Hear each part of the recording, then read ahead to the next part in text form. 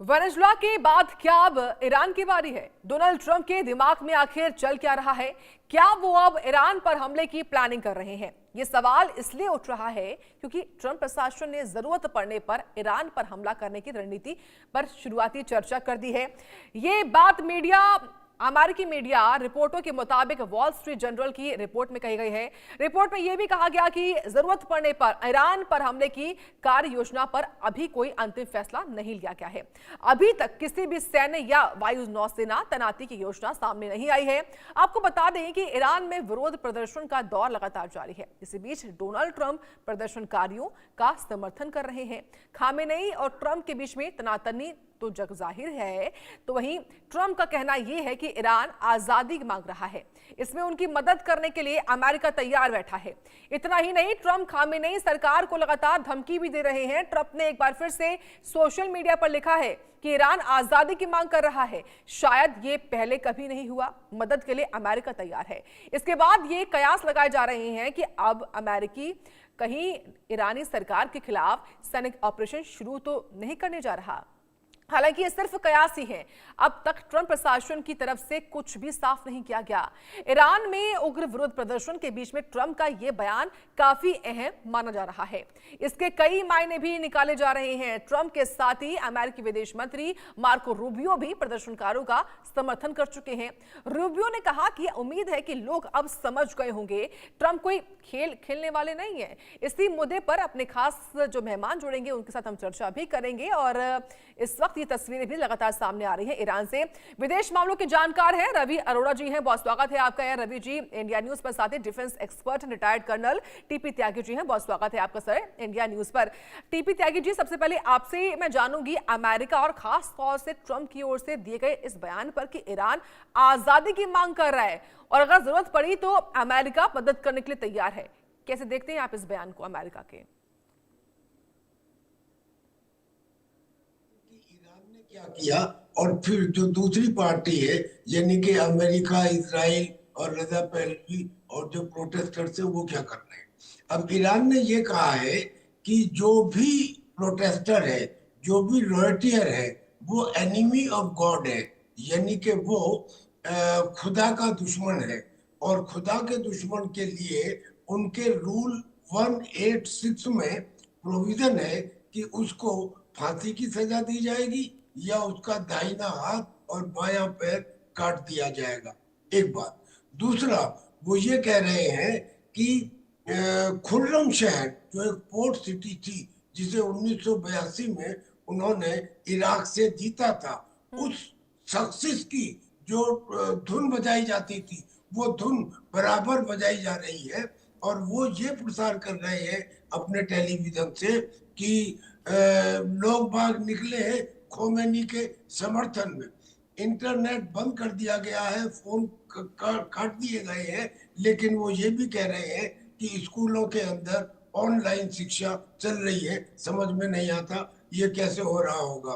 खैर, अब अगर हम आए उनकी तरफ से, यानी कि जो रियोटर्स हैं, वो रियोटर्स को बताया जा रहा है कि CIA या दूसरी ऑर्गेनाइजेशन की तरफ से स्टार लिंक के एंटीना दिए जा रहे हैं।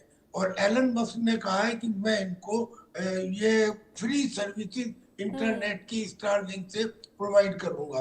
और इसीलिए वहां के जो वीडियोज हैं वो निकल के सामने आ रहे हैं। ईरान कहता है कि हमारे समर्थन में है और ये कहते हैं कि हमारे समर्थन में है। दोनों तरह के वीडियो सामने आमने सामने आ रहे हैं। ऐसे में अमेरिका अब अगर वेनेजुला के बाद ईरान के अंदर इंटरवीन करता है तो ये मामला इतना खतरनाक हो जाएगा, क्योंकि पहले तो पूरी दुनिया ही डोनाल्ड ट्रंप के डिसीजन के खिलाफ हो गई है, मगर चाइना ने एक बयान दिया है और उस बयान का जो टाइमिंग है वो बड़ा इंपॉर्टेंट है। उन्होंने कहा है कि सारी दुनिया में केवल हमारे पास हाइड्रोजन बम है और ये हाइड्रोजन बम 20 मिनट में दुनिया के किसी भी पॉइंट तक जा सकता है। यानी एक किस्म से सीधे सीधे उन्होंने इंटरवेंशन की कि अगर अमेरिका इंटरवीन करता है दूसरे देशों के इंटरनल मामले में, तो उन्होंने एक सख्त चेतावनी दी है। इसी तरह की चेतावनी रशिया की तरफ से भी है।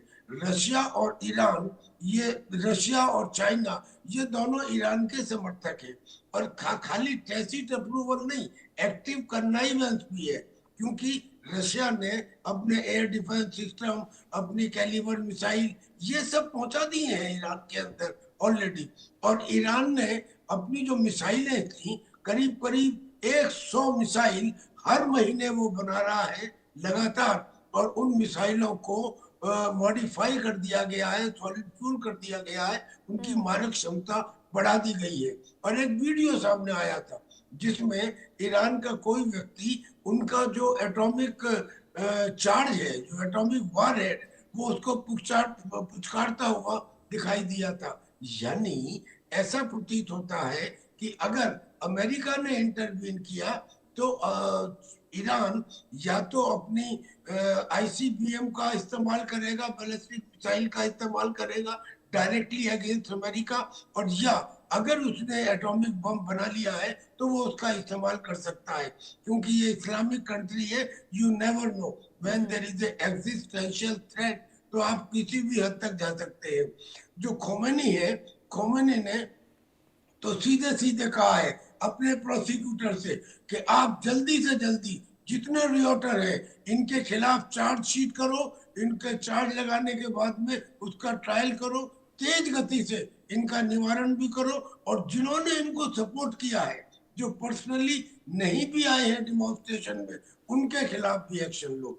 यानी मुझे लगता है कि पिछले 15 दिन में ये जो लास्ट के दिन में सिचुएशन डेवलप हुई है, इसमें ईरान फर्मली इस रिवॉल्ट को खत्म करते दिखाई दे रहा है।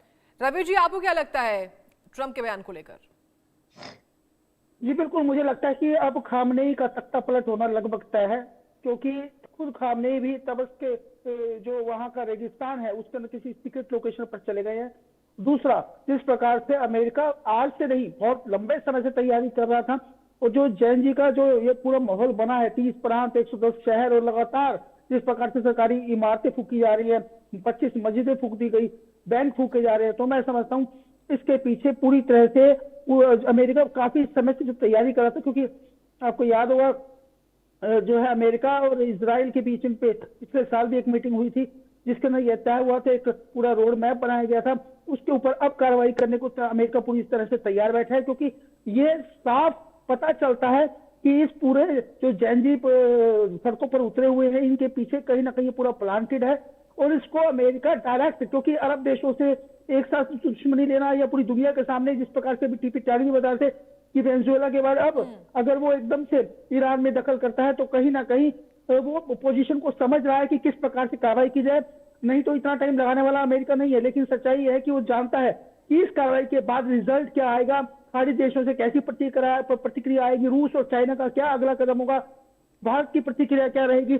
और इस सब को देखते हुए ही जब मुझे लगता है पूरा सर्वेक्षण किया गया होगा, उसके बाद ही फैसला लिया गया होगा कि अब क्या करना है। लेकिन सच्चाई यह है कि तख्ता पलट होना लगभग तय है। आज हो जाए, 2 दिन में हो जाए, 3 दिन में हो जाए, 48 घंटे अगले बहुत खतरनाक है ईरान के लिए, क्योंकि जिस प्रकार से तवस के रेगिस्तान में अपने स्पेशल फोर्स के साथ तो वहां पे छुपे हुए हैं, तो किसी सीक्रेट जगह पे मतलब खामेनी को पता चल चुका है कि इस समय उनको भी मादुरो की तरह वहां ले जाया जा सकता है, उनको गिरफ्तार किया जा सकता है। तो ऐसे में कहीं ना कहीं जब हालात इतने बदतर हो चुके हैं, तो कहीं ना कहीं ईरान को एक खामेनी को पता है कि जिस प्रकार से, क्योंकि 1978-79 की जो इस्लामिक क्रांति आई थी, ये वही बदलाव की स्थिति नजर आ रही है, बिल्कुल वैसा ही माहौल बन रहा है। और मुझे लगता है कि क्योंकि कोई पहली बार ईरान के अंदर ऐसा तख्तापलट नहीं हो रहा है, तो आपको मतलब यह तो लगातार चलता रहा है। 1905-1906 में भी हुआ था, उसके बाद 1978-79 में तो खुद खामनेई ने तख्तापलट करके वहां पे इस्लामिक क्रांति जब आई थी तो वहां पे तख्तापलट किया था। अब जो है राजशाही को लोग पसंद कर रहे हैं, क्योंकि जो वहां की नीतियां हैं, जो महंगाई है, जो लोगों को 2 टाइम के खाने के लिए भी, लेकिन सवाल एक ये भी है ना कि आगे जी की ट्रंप को क्या जरूरत पड़ेगी, या फिर श्रीलंका और बांग्लादेश की तरह ईरान में जो प्रदर्शन इस वक्त चल रहा है, वहां पहले से जो प्रदर्शनकारी हैं वो तख्तापलट कर दें? देखिए, तख्तापलट तो हो सकता है, ये बात तो सही कह रहे हैं रवि अरोड़ा जी कि खोमेनी का तो शासन खत्म हो सकता है, लेकिन क्या रजा पहलवी आ जाएंगे? हालांकि वो ये शोर मचा रहे हैं कि देखो जितने प्रदर्शनकारी हो, आप सब अपने हाथ में वो वाला झंडा लो